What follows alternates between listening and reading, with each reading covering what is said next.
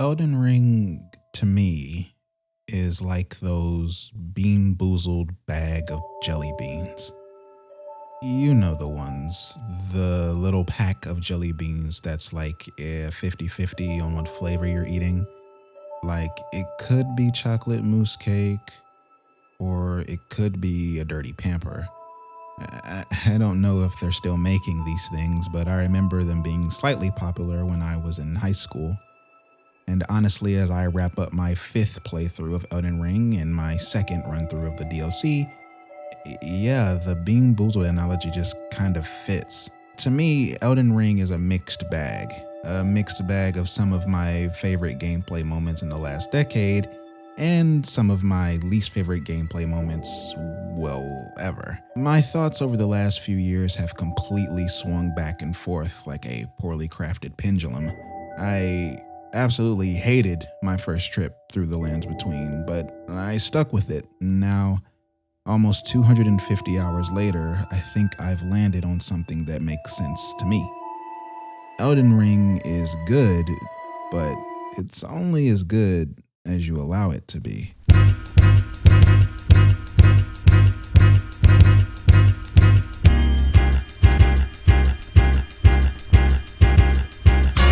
These feelings are unique to me. If you didn't feel this way during your playthroughs, then that's fine. We all have our own unique tastes and little idiosyncrasies, and keep in mind, I'm never referring to your specific experience in this video. Elden Ring is so big that it is very easy for you and I to have played 2 completely different games. I'm not criticizing you. If you love Elden Ring, I am glad. This is not a video to persuade you from your position of love. I am just talking about a video game on the internet. I am a literal disembodied voice just spewing my biased thoughts cultivated through a lifetime of experiences. This is all subjective.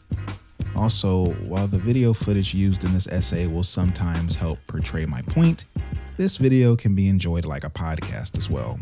Throw me on in the background if you need to. I promise I won't jump scare you with a sudden increase in volume.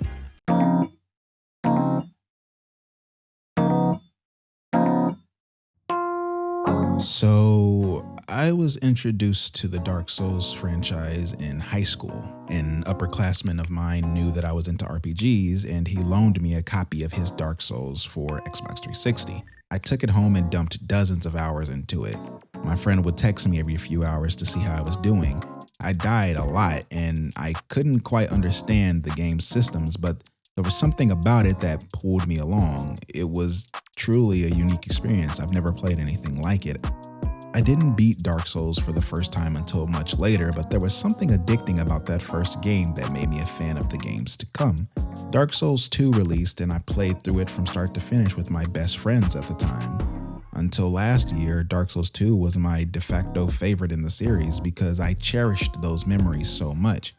It didn't have the best content or design, but it ran smoothly, and I feel like it's understated just how the right group of people can uplift a bad game into a good or even great one.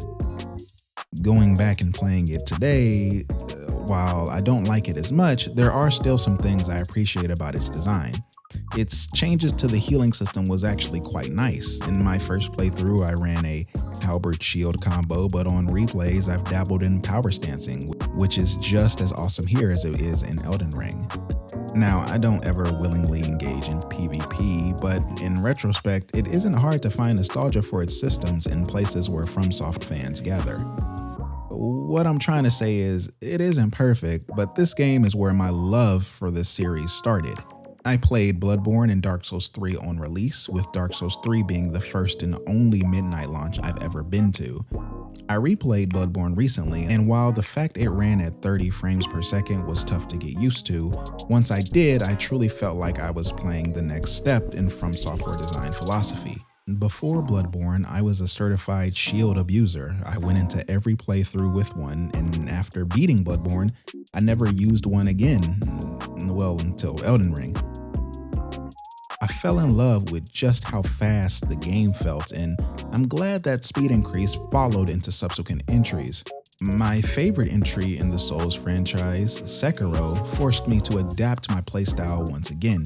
Before this title, I never bothered with parrying, and to be completely honest, I never bothered with parrying after it either. Mostly because parrying, in my opinion, only feels good in this title and Bloodborne. While it's no doubt useful in the other games, it just only felt paramount in the two games I just mentioned. Now, fast forward to E3 2019. Elden Ring is revealed, and the hype generated was monumental. I have played a lot of games in my lifetime. I have been passionate about video games my entire life, and I make sure to go out of my way to play many different types of games, including things I know I'll like and whatever is popular at the time. In 2019, I was pretty much exhausted of open world titles, but I cannot lie, an open world Dark Souls sounded phenomenal. If anyone could get me excited about an open world title, it was From Software. I mean, Breath of the Wild came out in 2017, and that game is still my favorite open world to this day. If anyone can capture me like that game did, it would be Hidetaka Miyazaki and his dedicated team of wizards. I pre-ordered my game like many others did and waited patiently for what should have been the best game ever made. Reviews came out and only further fueled the flames of anticipation.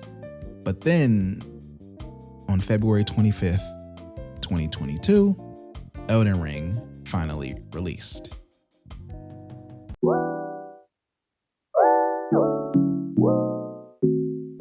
Funnily enough, my first playthrough was a tarnished one. Initially, I was pretty disappointed by Elden Ring, but before I can get into the why, I wanted to take some time to research the game's development to see if it gave me any insights that would change how I viewed the finished product. The first thing that stood out to me was coming to find out that Elden Ring was in development at the same time as Sekiro. A common criticism you're going to hear from me in this video is that Elden Ring regresses from some of the games that came before it, especially Sekiro, and it didn't make sense to me until I read this information. Miyazaki said in an interview that while these games are similar, neither were inspired by the other.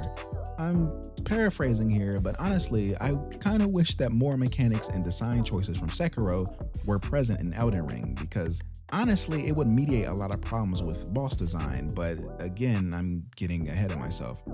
We all know that prolific fantasy writer George R.R. Martin was credited with writing for this game, but it seems people couldn't quite agree on how much of Elden Ring's story was his work. It seems that he was tasked with writing the mythos of the Lands Between, whereas Miyazaki continued his role as lead writer for the NPC quests and main narrative. Some staff who worked on Game of Thrones' television adaptation were also credited in the game's development. I knew none of this stuff when I originally played. I went in completely blind on day one, and when I initially rolled credits, I realized I didn't enjoy my time with Elden Ring. I beat the game on patch 1.0.2, the release patch, and no matter how you feel about Elden Ring, it is an undisputed fact that Elden Ring on release and Elden Ring today are two completely different games. Throughout the months of its first year, the game received many patches and adjustments. Many things were buffed and nerfed, and this is a good thing. As much as a small subset of hyperfans would like to convince you, Elden Ring is not perfect, and it definitely wasn't on release. The fact that the developers rolled out patches very quickly is a testament to that fact. Many people think, oh, they only patched the game because people whined about it, but if we could be real for once in our lives, people have been whining about these games since the first one, and not once has FromSoft deviated from their vision. Dark Souls 2, Bloodborne, and Dark Souls 3 all have problems that could have been easily fixed with a patch, and yet they haven't been touched nowhere near as much as Elden Ring. You think From Software patched this because of the influx of casuals whining about it on Twitter? If so, you clearly haven't been paying attention. The most controversial patch was the nerf to a mid-game boss, General Radahn. I fought this boss on release, and yeah, it was difficult. While I agree patches are important and should be welcomed, I don't agree with how they patched General Radahn. Radahn needed to be difficult because it fit thematically. FromSoft boss design is at its best when all aspect of the design aligns, and very few bosses in Elden Ring align like General Radahn. The game builds up to it perfectly. It tells you over and over that this guy is incredibly strong. He's so strong we have to bring together many warriors from across the lands to even attempt to bring him down. This fight has everything: an amazing soundtrack, an amazing atmosphere, phenomenal story moments. It's just an overall cinematic experience. The only problem it had was its hitboxes were terrible.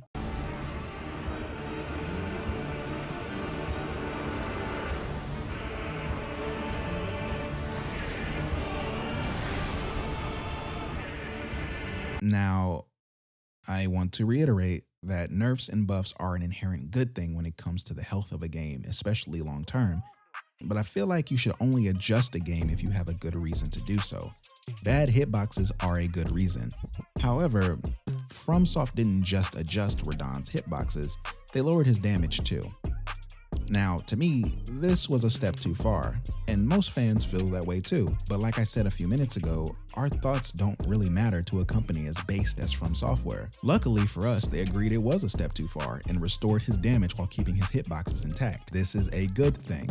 I believe that the worst parts of Elden Ring are present in its endgame. I remember I briefly expressed my dislike of Elden Ring on TikTok and how some of the late game enemies would proceed to kill you in 1 or 2 hits no matter what armor you had on or how much vigor your character had. Immediately, my comment section was flooded with that small cult-like following I was referring to earlier, telling me the thought-terminating mantra of skill issue and just get good. One person commented something that was very strange.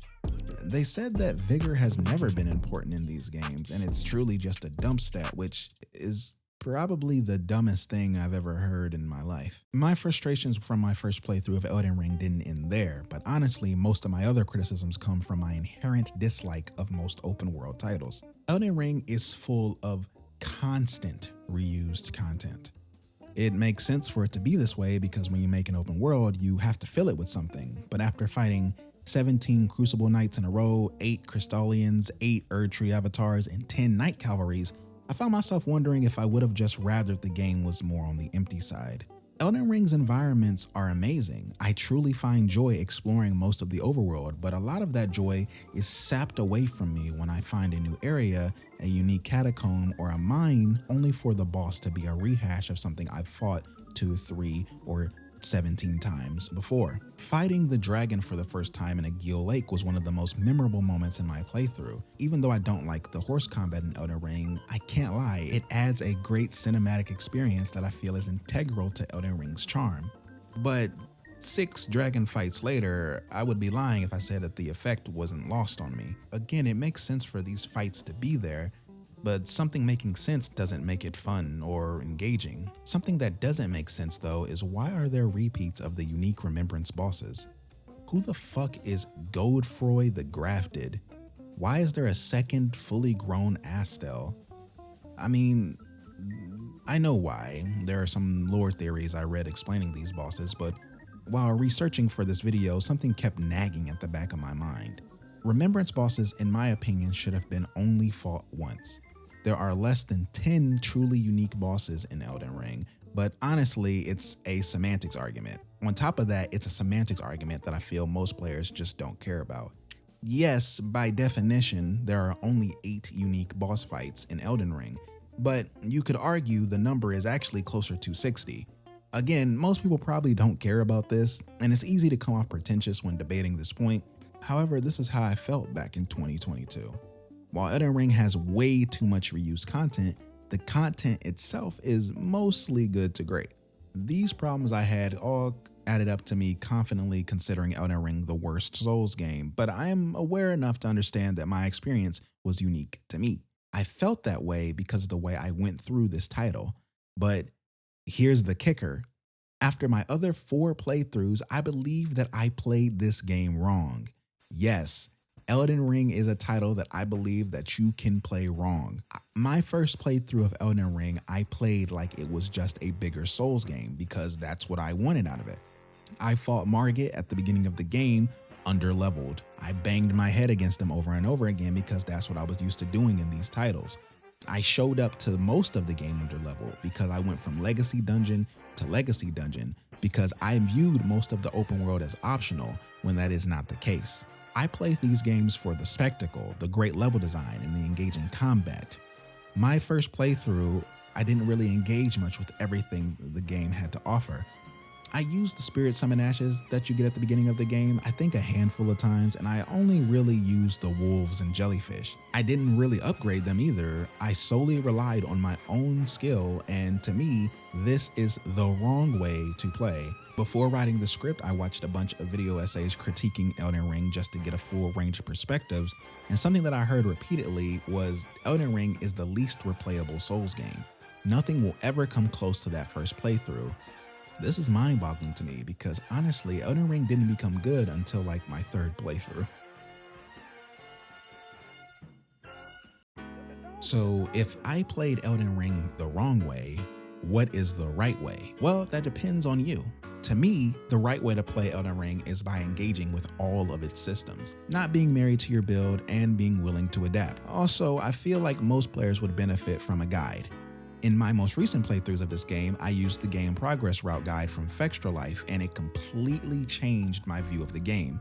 It was like the game finally clicked into place for me. You are not intended to bang your head against Margit at the beginning of the game. He is Elden Ring's gatekeeper, but you're supposed to explore the Weeping Peninsula area of the map first, level up, upgrade your weapons, and then double back to face him. I feel like this could have been portrayed to the player better, since during my first playthrough I saw the grace icons on the map point in certain directions, which made me believe I was supposed to use them to guide my journey. Hell, even NPCs reinforce this with some of their dialogue. Most Elden Ring players, me included, would recommend that you go into your first playthrough blind, but for those who dropped the game or didn't enjoy it after their first playthrough, I insist you give it another go with a guide. I like Elden Ring a lot more today than I did on release. I still feel like the game didn't need to be open world. I'd even go a step further and say that the open world is completely counterintuitive to the core design pillars that make these games appealing. The first thing people think of when it comes to these games is that they're hard, which is only half true. Souls games have hard moments, but they become easier the more knowledge you have of the game's mechanics. Souls games for the most part do not require mastery of its mechanics to complete, just base knowledge. They all have built-in easy modes and options that completely trivialize the difficulty. This is why I feel like the argument of these games have always been hard and they must continue to be hard doesn't really hold as much weight as people think. These games are only as hard as you make them. If you choose to ignore certain mechanics such as spirit ashes or summoning or specific weapons, then of course you're going to have a much harder time.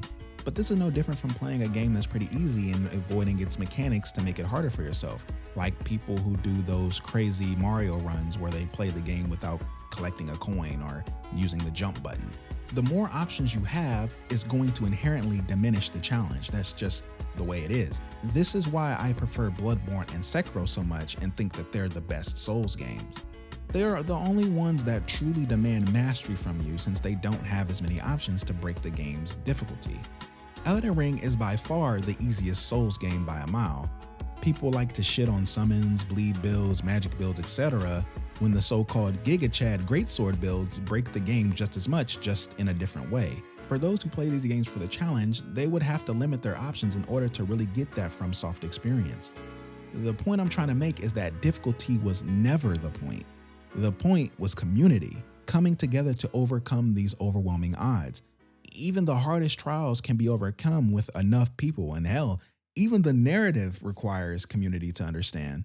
How many of you figured out the lore of Elden Ring by just playing the game? I don't know, the many very successful YouTube lore videos say otherwise. At the end of the day, it's just a video game. These are pixels on a screen. There are no rules. It is all arbitrary. You don't have to prove anything to anyone. You just have to have fun. That's the point. Have fun. If playing the game naked level 1 with your bare fists is fun for you, then you're doing it right. If you're playing with a perfectly crafted one-shot mage build with weapons your overpowered friends drop for you, as long as you're enjoying the game, you're doing it right. And if you prefer to sit back and let the overpowered mimic tier carry you through the entire game, you are still doing it right. When it came to me, the right way to play was with a guide because it made it so I could arrive to every area at the perfect level. In my initial playthrough, I showed up to a lot of areas under-leveled, and when I finally decided to explore more later in the game, I showed up to areas completely over-leveled, making them not as fun for me. Sometimes too much freedom can be a bad thing, and the freedom of Elden Ring doesn't align with the reasons I love these games. Another benefit of using a guide was that I could skip areas that I branded as wastes of time. Many of the copy and pasted catacombs, Erdtree avatars, and Everjails were skipped in subsequent playthroughs because I knew beforehand where to get items for whatever build I'm running. I don't get enjoyment out of collecting weapons and armors just for them to collect dust in my inventory. I usually go into these games with the build idea I have in mind, so while I don't quite agree with the criticism that Elden Ring's open world has lackluster rewards, I still don't think it's worth combing through every area to collect gear. Again, it really depends on you. Lackluster rewards implies that no one wants the things you can find, which I just think isn't true. Playing this way trimmed all of Elden Ring's fat and made my experience much more enjoyable while alleviating most of my initial criticisms. The parts I liked about Elden Ring got even better, and in playing this way I feel like I gained new insight which reframed my biggest criticism of the game as a whole. Elden Ring's first half is the best part of it. Everything from your first steps in Limgrave leading up to the Radon Festival is consistently great. Stormveil Castle is one of the best legacy dungeons in all of Elden Ring and is one of my favorite legacy dungeons in the entire series. Exploring Limgrave, the Weeping Peninsula, and Liurnia were a lot of fun because everything felt brand new and exciting. Also, I feel the game's best bosses are in these areas. Limgrave not only is a treat to explore, but also hosts some of my favorite NPCs in the game. They're all easily missed as well. Characters like Roderica, Bach the Seamster, Selin, Alexander, and Dee can all be found here, as well as Goodest Boy Blythe. Triggering all of these side quests are some of the best moments in the game, and these characters will stick with you through most of it. Depending on the ending you work towards, a few of these characters completely alter the course of the game's narrative. Some of them will guide you organically to areas that you wouldn't go to otherwise. This first chunk of the game feels reminiscent of Dark Souls 1's first half. It's very meticulous in its design and densely packed with new things to see and do as you get comfortable with the lands between. Honestly, everything leading up to the Radon Festival in Caelid is the closest this game comes to perfect. If the game ended here, I would probably consider Elden Ring perfect. But that's just me. The Age of Stars ending is my personal favorite, not only because I'm a Ranni simp, but because I feel like going down her quest line tells you the most about the game's world. It just feels organic. From start to finish, you can complete her quest through information you get directly from NPC dialogue. It's an interesting story with its own cutscenes, unique boss fights, and areas tied to it, multiple NPCs with their own quest lines interwoven with hers. If you're only going to play Elden Ring once, I feel like you should strive to complete Ranni's ending. Limgrave, the Weeping Peninsula, Stormveil Castle, Liurnia, Raya Lucaria, Ainzel and Siofra River, and finally Caelid will bring you to about level 60 if you go in that order. And while I go over my footage and write this script, I'm finding myself yearning once again for what this game could have been. I promised myself this year that moving forward, I would try to look at games as they are, except for what I want them to be. But I truly just believe that this game would have been better if it wasn't as big as it is. Elden Ring should have been a trilogy instead of one giant game. Let me cook. If you would have taken the first third of it and sold it at full price, it would still be much better than most games. The second game could have taken place from Nokron City and end with maybe the Millennia fight in Miquella's Haligtree. And then the final entry could have been all of the DLC, including the final areas of the base game. In my opinion, structuring it this way would have given them the time and resources to remove a lot of the repeated content and flesh out certain areas that were lacking. The more I think about it, the more convinced I am. Now, you listening might not agree with me, but as I stated at the beginning of this video, respectfully, I don't care. I'm not trying to persuade you of anything. I'm just a guy yapping on the internet. Some parts of Elden Ring are mid, and that's okay. Honestly, it's to be expected. With highs like this, a little bit of Reggie sprinkled in isn't too bad. But you know what's not mid? You, for sticking around this far in the video. A huge portion of you guys watching aren't subscribed, and since you made it this far, why not help me out with a like? Leave a comment if you haven't already. Tell me your favorite fruit, I don't know. I appreciate you listening to me yap about this game, and any type of engagement helps. So yeah, it took me 4 years to reach 500 subs. Let's hope my next 500 come a lot quicker. The bosses of Elden Ring caused a lot of discourse when it released. Now that we're a few years removed, I think that they're all perfectly fine if you're willing to adapt. I feel like guard counters are completely underrated in this title, and a good shield can trivialize a lot of the game's content. When I first saw them, I thought that this game's delayed attacks were gimmicky and unfun to deal with. But with a good shield and a long-range weapon, you can literally just sit there and wait for the attack and just punish from behind the shield. Yes, this requires great stamina management, which is a skill on its own, but playing this way is a strong and direct counter to this boss mechanic. That being said, these delayed attacks are still all dodgeable and are even rewarding for those willing to break their panic roll habits and master a more intentional, controlled dodge. But again, you always have options to deal with it if you're just willing to use them. My only real issue with the bosses of Elden Ring is how mobile they are. A lot of these bosses have very tight windows for you to go on the offensive, so when you finish blocking or dodging a long string of attacks just for them to jump away from you, it can be a tad bit frustrating. Now, if you employ a more reactive defensive playstyle, this isn't much of a problem because I assume you're already playing a more patient game. However, if you prefer to match boss aggression like me, this can be frustrating. I think this is why many people wish that Elden Ring would have added more mechanics on the player side to deal with this.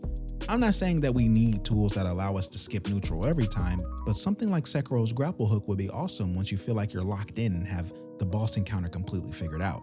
Elden Ring's addition of crouch attacks and a dedicated jump button are great welcome additions, but as a whole, its combat feels like the pinnacle of combat found specifically in the Dark Souls trilogy.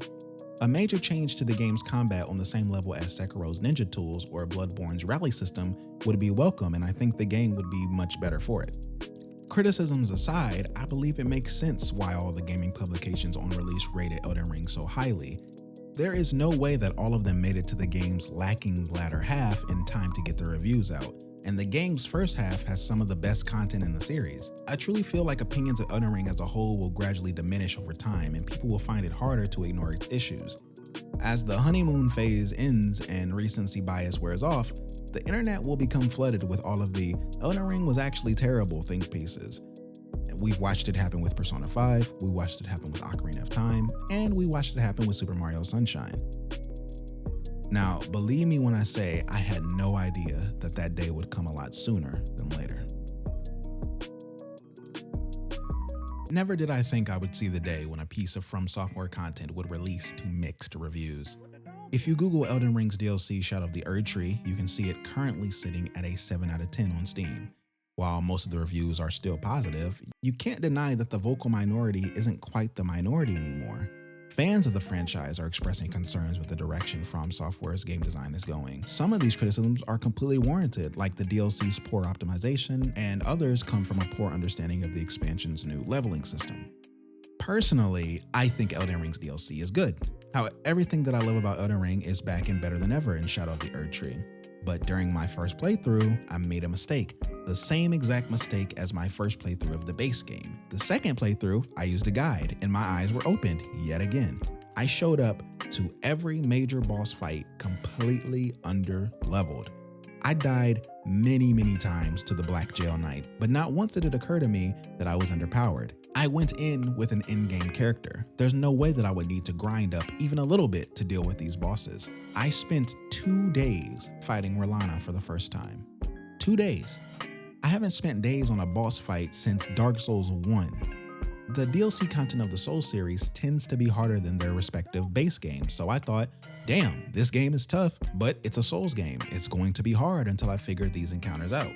I struggled my way through the entire expansion, and not once did I feel like it was too hard, just another expansion of Elden Ring's slightly overtuned in-game content. My problems with the DLC were the exact same problems I had with the base game. Miyazaki told us that Shadow of the Erdtree was about the size of Limgrave, and I believed him. It actually got me excited because I thought that we were going to get a truly unique experience with a couple of great legacy dungeons and some challenging fights that would push Elden Ring's combat to its limits. But I was truly blindsided by the fact that this game is much bigger than just Limgrave, and I was utterly disappointed. I never wanted to see another bland dragon fight. I never wanted to see another ulcerated spirit, another falling star beast, or another tree sentinel. I don't mind the mausoleum and NPC fights, but after the many hours I put into Elden Ring's base game, I was just tired of its overworld bosses. An argument you can make is like, well, if you're tired of the overworld bosses, they're optional, so just don't do them. And that's not really the flex that you think it is. This DLC has some of the most beautiful locations in Elden Ring, and honestly, I would have rathered all the repeated overworld bosses just not be there, and I could peacefully explore these beautiful landscapes. And to no one's surprise, the unique Remembrance boss fights are the best parts of the DLC, and the Legacy dungeons are awesome too. So it really frustrates me that FromSoft doubled down on their extensive use of the copy and paste button. As for difficulty, I feel FromSoft maybe should have just locked some of these bosses behind Shadow Tree fragments, like an extension of the stone key areas of the base game. I know it's an extreme change from how FromSoft normally handles these things, but with all of these reviews from Souls veterans complaining about it, I feel like eventually we have to stop and think, something has to be wrong. There's no way all of these people are just idiots. There had to have been a failure somewhere. During my second playthrough, as I said before, I used a guide, and this allowed me to show up to every boss fight perfectly leveled. And when I did that, every boss fight was manageable. I beat almost every single one in under a dozen tries. The only exception was the obvious final battle with Promised Consort Radahn. I didn't even have to adjust my build at all, with, again, the only exception being Radahn and Mikola. Yeah, some enemies and attacks were annoying, but nothing to run and write a Steam review about. There just had to have been some sort of disconnect. On top of that, if it wasn't obvious in the base game that you're meant to swap builds constantly, it's definitely obvious in Shadow of the Erdtree. The only rewards found in this expansion outside of the valuable Shadow Tree fragments and Revered Spirit Ashes are cookbooks, upgrade materials, and many new weapons. I would argue that this game punishes stubborn players, but is definitely still doable if you refuse to change up your strategy. Just be prepared to bang your head against that brick wall. I took nerfed Rivers of Blood through 90% of the game and was still able to Asha War spam to victory. Is Shadow of the Erdtree too difficult? Only if you don't explore for the Shadow Tree fragments. If you haven't played the DLC yet and you're watching this video, please make sure you explore. The Shadow Tree fragments are crucial to your success in this expansion. I wouldn't even recommend you try to face the final boss without maxing your Shadow Tree level.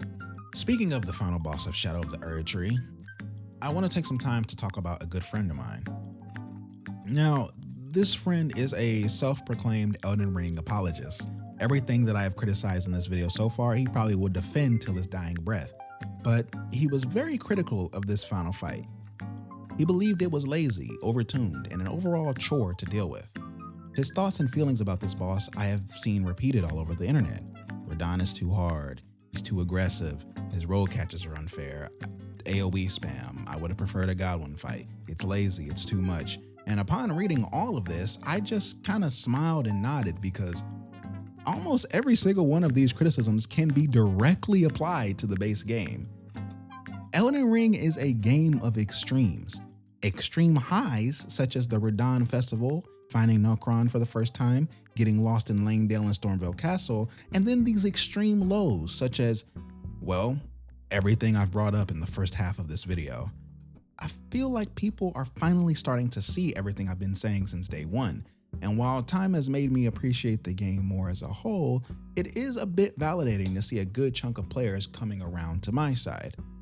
I thought the Radahn rematch was fine on a mechanical level because I wasn't afraid to change my strategy, but I was still disappointed at the end because I just wanted a unique send-off to what seems to be the last piece of Elden Ring content we're going to get.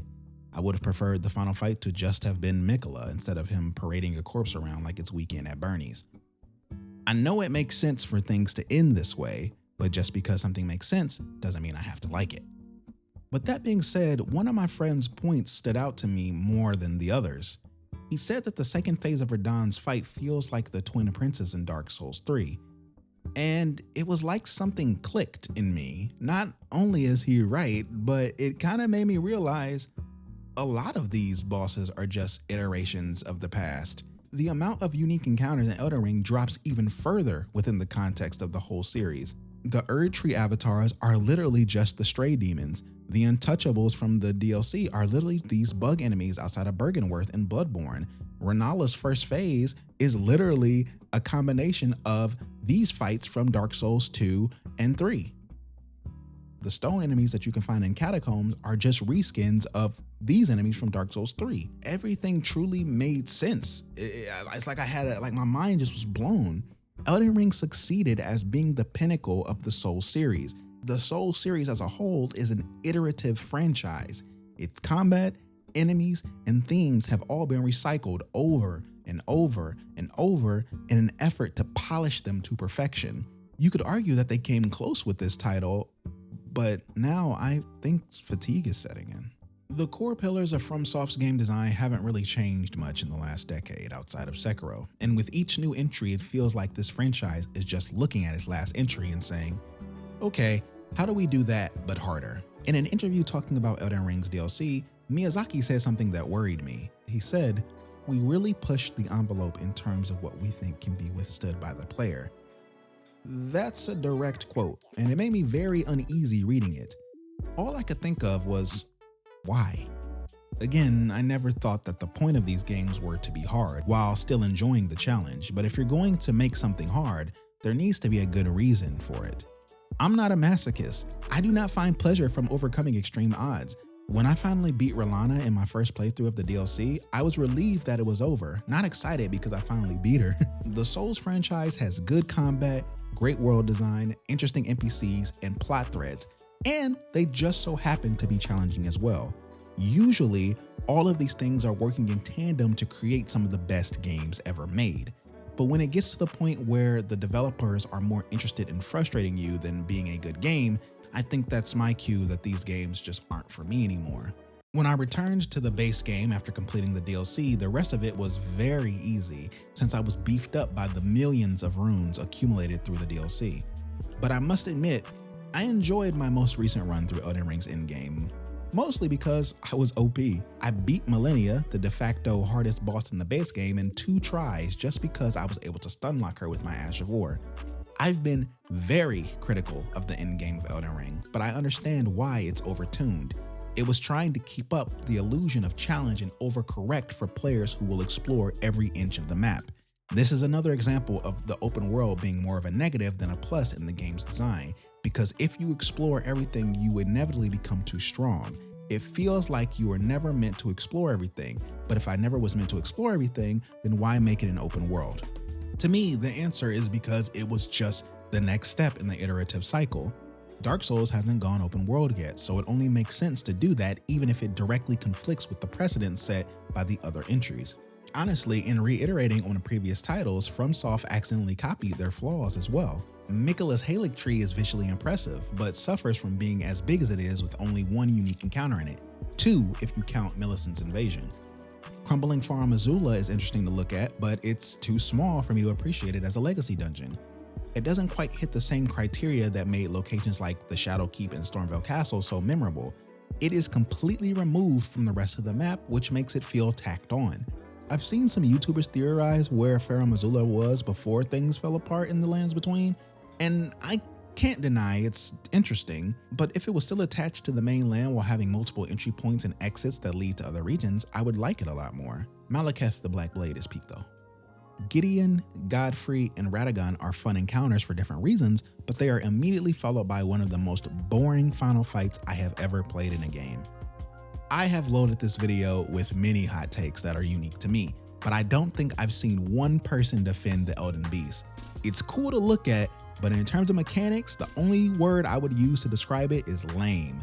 Looking back on the final bosses of the rest of the Dark Souls series, this franchise is like those Bean Boozled jelly beans. When comparing the end game of these games, I find most of them to feel unfinished. I feel the exact same way with Elden Ring. With a game of this size, surely time and money was going to run out eventually, which brings me right back to my Elden Ring should have been a trilogy take.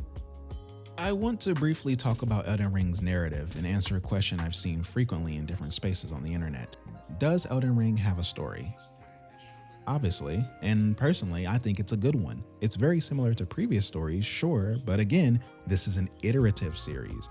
The plot might not be brand new, but it's FromSoft's best telling of this tale. The more I learned about the world and its characters, the more I enjoyed the story as a whole. Lore is one of the many reasons I like these games, but it's never been reason number 1. However, I will say that Elden Ring's story made me feel nostalgic for Dark Souls 1, and none of the other releases have made me feel like that. The story of Elden Ring is one of my favorite parts of it and played an important part in how I learned to love it.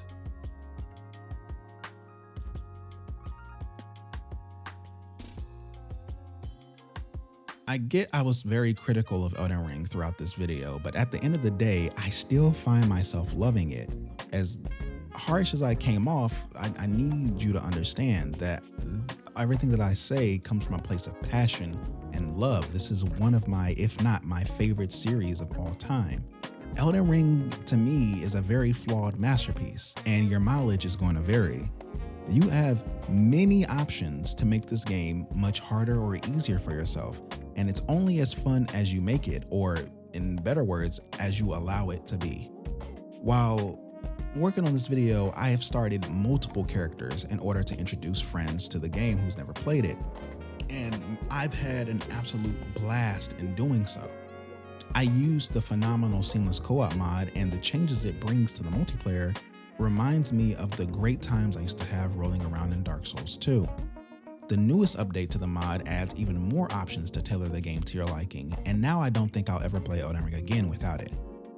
It just feels like the definitive way to experience the game. But that is if I ever decide to boot up Elden Ring again. Souls-like fatigue has set in completely for me, and if the next game in the franchise is an Elden Ring sequel or another roll-hit-heal title from FromSoft, it'll probably be a hard skip for me.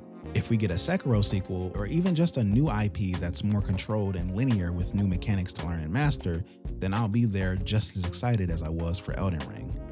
It seems that FromSoft is in a transitional period, and while I don't think Elden Ring is the end of the Souls formula, Miyazaki has stated he probably won't be directing the future titles in the series, at least for the foreseeable future. He says there's a high possibility that we would delegate the director's responsibility to those other Souls-ish games moving forward. He doubled down by saying, I think it's very likely that we will see new directors going forward. Personally, I think some fresh blood might be exactly what this franchise needs. And if this means we might get some brand new IPs from Miyazaki, or even a Miyazaki-led Armored Core, then best believe I'll be there on day one. As for Elden Ring, I think I still would recommend it. Despite its flaws, I think it's still hands down one of the best games of this generation.